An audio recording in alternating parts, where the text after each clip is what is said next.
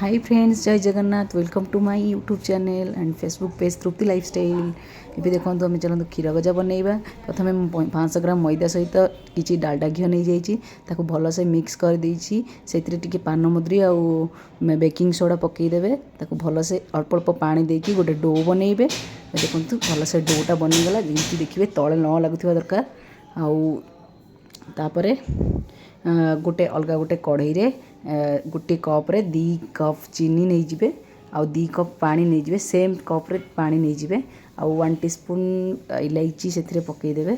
तो सेटा सीरा बनवाई छाड़देवे। ए देखते सीरा पाखापाखि प्रिपेयर हो गलानी। ए चलन से जो डोटा रखी से क्षीर गजा बनवाई एमती तल उपर कर बेलिए जहाँद्वारा मधुरे एमती फसफस मतलब खसखस लगे खावाई भल लगे। से देखो टिक टिक एमती काटी देइथिला। आम क्षीर गजार सेपटा एमती ही रखिले भल लगे। तो आपड़ चाहिए गोल भी करेंगे। से गोटे पुओ नहीं जाता से गोल भी करी। ठंडा तेल रे पूरा पकईदेवे। पूरा लो फ्लेम रे रखिए गैस टाक। एवं देखो अल्प अल्प सी उपरको उठिब। प्रथम पूरा पकईला बेले पूरा ठंडा तेल से तले थाए। तापर किसी समय पर धीरे धीरे फुली जाए। देखो केते भल से भल ता सेप को आसीगला। आ कि कलर भी आसीगला बादामी कलर परी।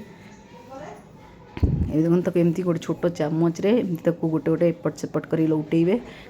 तापर पूरा एमती बादामी कलर हो गले ताकू छाणिकी से सीरा रे छाड़देवे। किसी समय पाई सीरा भल से पीगला बाहर को आनी समस्त सहित सेयार करी खाई पारिबे।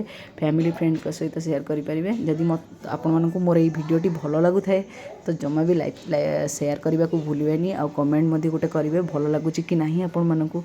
तो आउ मो चैनल जदि नुआ थिबे तो सब्सक्राइब भी करेंगे। आउ वीडियोटा शेष पर्यंत देखिए। मु आशा करुँच आप मो वीडियोटा को शेष पर्यंत देखिए।